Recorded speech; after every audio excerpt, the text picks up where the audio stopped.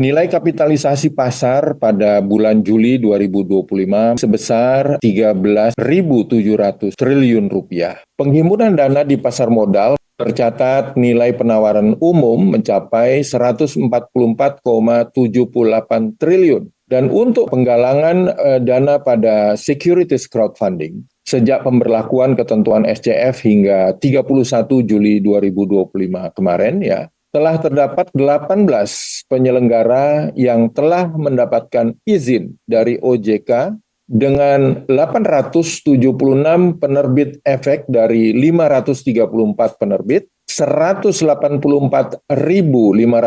pemodal, dan total dana SCF yang dihimpun dan teradministrasi di KSEI sebesar 1,64 triliun rupiah. Pada industri pinjaman daring atau PINDAR, outstanding pembiayaan di Juni 2025 tumbuh 25,06% year on year dengan nominal sebesar 83,52 triliun rupiah. Tingkat risiko kredit secara agregat atau dikenal dengan TWP 90 berada di posisi 2,85%.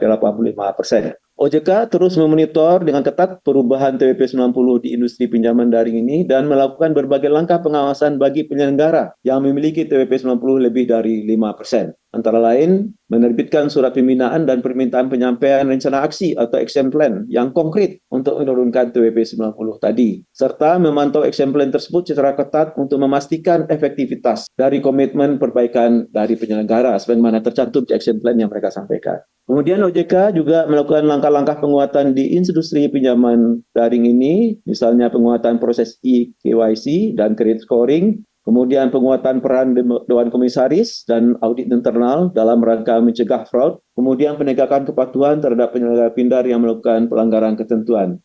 Dalam rangka mitigasi kasus fraud, OJK terus melakukan berbagai upaya antara lain penguatan pengawasan termasuk pemeriksaan langsung dan melakukan kunjungan on the spot kepada debitur untuk memastikan kasusnya. Kemudian mengoptimalkan langkah pelindungan konsumen, pengenaan sanksi administratif hingga pencabutan izin usaha termasuk pengawasan pada pasca pencabutan izin atau likuidasi. Kemudian melakukan penilaian kembali pihak utama atau PKPU atau fit and proper test ulang bagi pihak utama yang melanggar integritas atau ketentuan hukum yang berlaku, melakukan proses penegakan hukum terkait dugaan tindak pidana sektor jasa keuangan, ini bekerjasama dengan aparat penegak hukum sesuai ketentuan dan hukum yang berlaku, dan penguatan regulasi untuk mencegah kasus serupa di masa depan. Untuk sektor inovasi teknologi sektor keuangan, aset keuangan digital dan aset kripto atau IAKD. Sejak penerbitan POJK nomor 3 tahun 2024 tentang penyelenggaraan inovasi teknologi sektor keuangan, OJK terus mencatat minat yang tinggi dari para inovator ITSK, di mana OJK telah menerima 222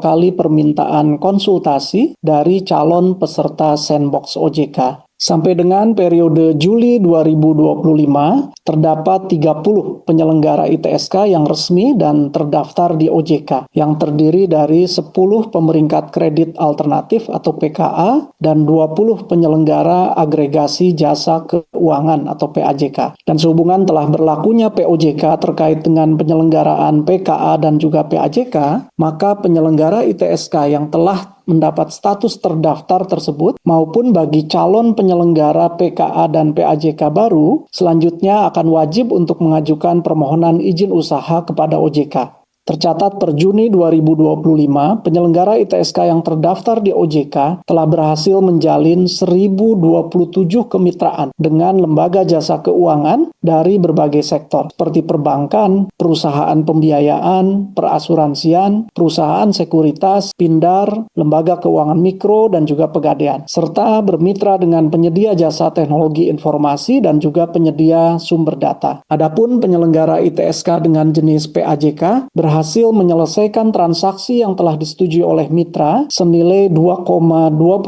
triliun selama bulan Juni 2025 dan telah mencapai total nilai 12,57 triliun rupiah year to date di sepanjang 2025 ini. Selain itu, untuk jumlah permintaan data skor kredit atau total inquiry atau total hit yang diterima oleh penyelenggara ITSK dengan jenis PKA selama bulan Juni 2025 tercatat mencapai 27,58 juta inquiry dan telah mencapai total inquiry data scoring sebanyak 108,07 juta year to date sepanjang 2025 ini. Adapun untuk nilai transaksi aset kripto di periode Juni 2025 tercatat sebesar 32,31 triliun rupiah, sehingga total nilai transaksi aset kripto di sepanjang tahun 2025 ini telah mencapai angka 224,11 triliun rupiah. Sebagai bentuk dukungan terhadap kelangsungan usaha dan pengembangan dari industri penyelenggara aset keuangan digital domestik telah menetapkan pemberian insentif berupa penyesuaian kewajiban pungutan tahunan bagi penyelenggara di sektor IAKD dan telah